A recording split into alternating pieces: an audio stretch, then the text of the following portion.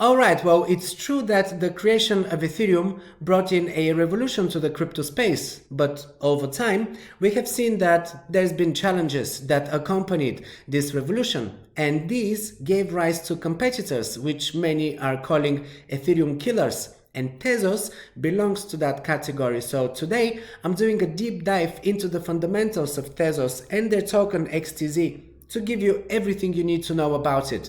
Let's get started.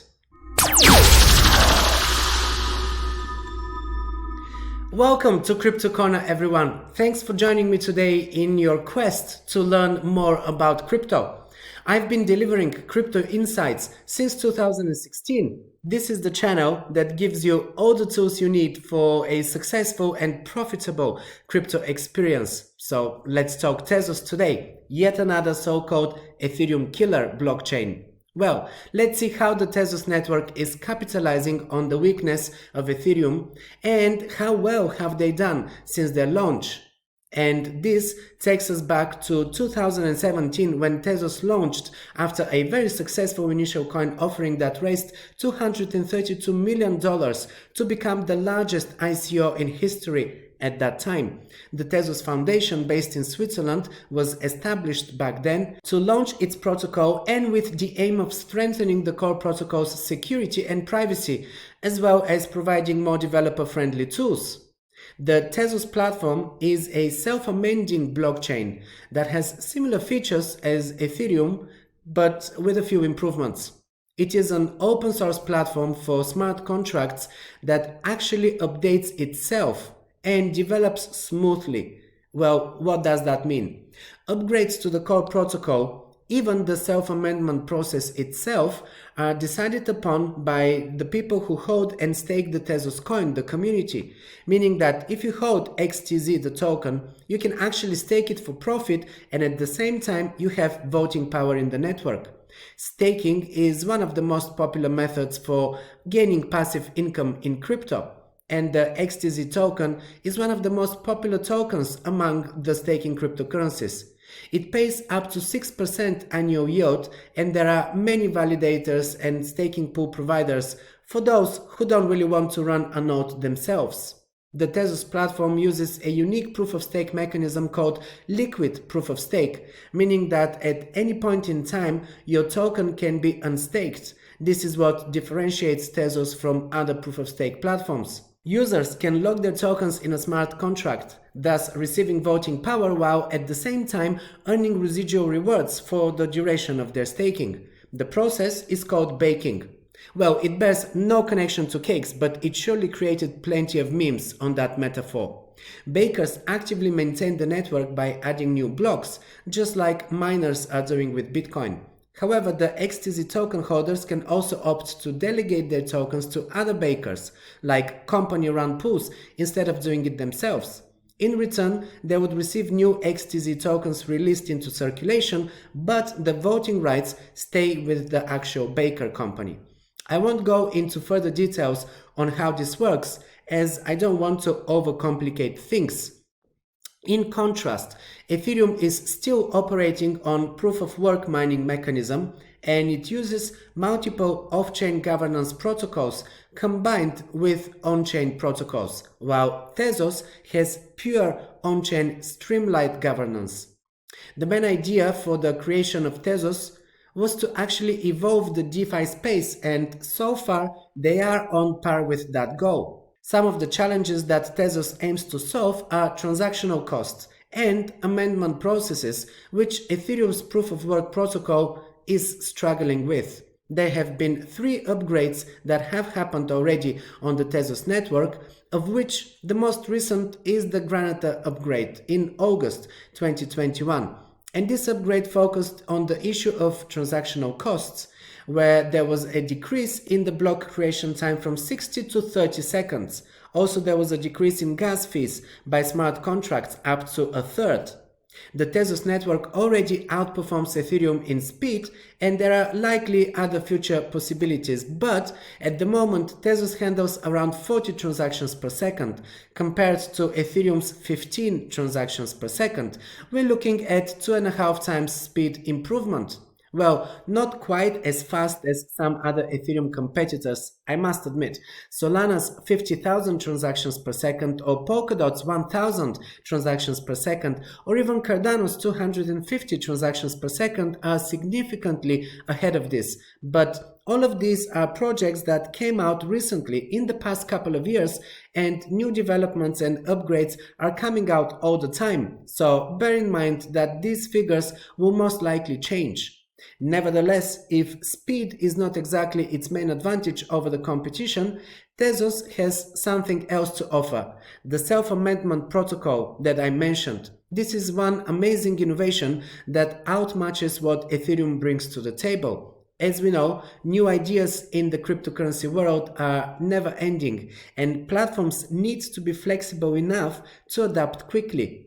Upgrades on blockchain networks usually require a lot of processes, and considering the fact that most blockchain networks operate by a fork-based governance model, this is usually slow to adapt to updates, upgrades, and changes.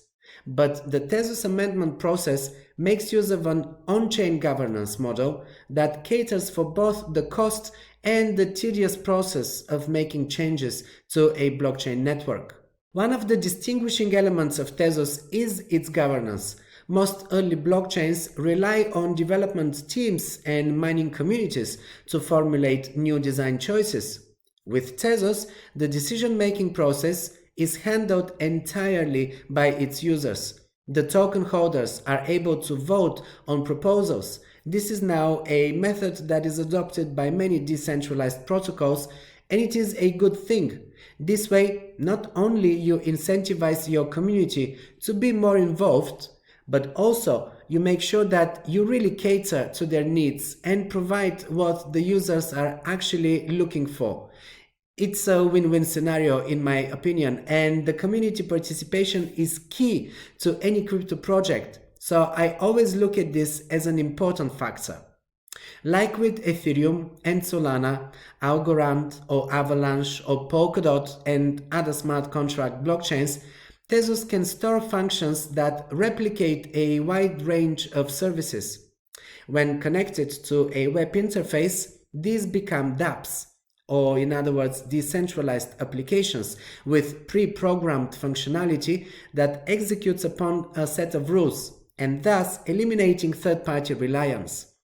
About the XTZ token, well, right now it is trading around $5 and its market cap is around $4.3 billion with a trading volume of $519 million in the last 24 hours.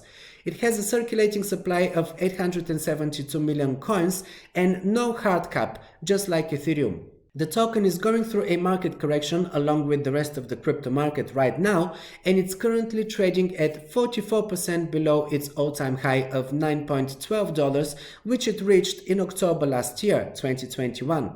It's available on all major exchanges, so you can buy Tezos on Binance, Huobi, FTX, OKX, Kraken, Bitpanda, kucoin. You will find the links to these exchanges in the description below. The Tezos technology has been used in enterprise and governance projects like MoneyTrack. This is a payment platform which digitizes, protects, and manages direct money flows. Another good example of use cases for Tezos technology is Warnote, which is a startup that allows you to pay for an electric car at a charging station using just a mobile wallet. And since Tezos supports smart contract programming, NFTs are of course also present here. In fact, one of their early partnerships is with the Grammy Awards, which will create digital collectible NFTs to commemorate the 64th, 65th, and 66th Grammy Awards. Compared to Ethereum, Tezos is primarily a cryptocurrency right now used for staking and store of value, much like Bitcoin. But that's changing with their foray into the NFT space. Presently, Tezos has about 42 dApps in total, of which 5 are blockchain games, 16 are DeFi protocols, 3 are NFT marketplaces, and also 3 exchanges. Tezos' most popular dApp is KeepUSwap, a decentralized exchange with an automated market maker.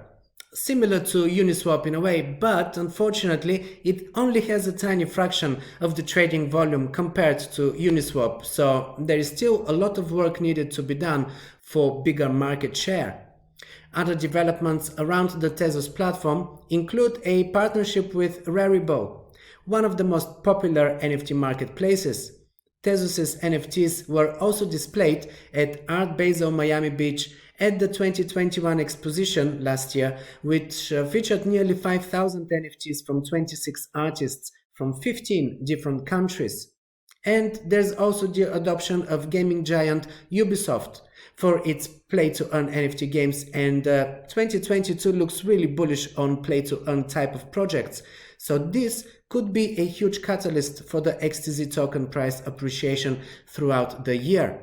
Also, last summer Tezos developed a 2-week hackathon in Africa to help incentivize Web3 development in the continent.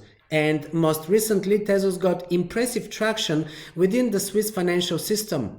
Inacta, Crypto Finance AG and Incor Bank announced that they are selecting Tezos for innovative, compliant on-chain digital financial products. Additionally, Incor Bank announced the launch of institutional-grade storage, staking and trading services for the XTZ token. Of course, I'm not trying to show Tezos to you, so to be objective, there are some drawbacks to it. In fact, like any other network, Tezos has had some stumbling blocks in its lifetime. One of the primary pitfalls associated with Tezos is a delay in token issuance that was causing several users to miss out on their rewards without being informed.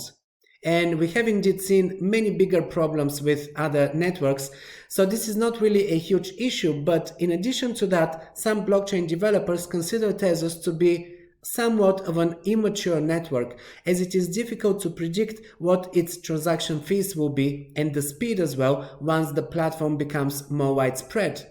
Well, this is something to consider, although this could also be resolved with an upgrade sometime in the future. So, as I said, drawbacks rather than huge problems. Definitely not as big as the problems that Ethereum is facing with scaling for the longest time and its speed. In conclusion, the Tezos network is a popular platform with great potential as it offers powerful technical innovation in terms of consensus mechanism, smart contract capability, security, as well as the self-upgrade technology. But only time will tell whether it can improve on the issues of delays and setbacks. 2021 was a very good year for Tezos and the platform is performing well, but the future can present new challenges along the way, and as such, any investment in their token should be approached with consideration. And please make sure that you keep up to date with all the news and all the developments that are happening with this project, including its market performance, so that you can take profits or maybe even sell all of it in case of a market crash. Always take care with altcoins. As you know, I do not recommend holding altcoins for years.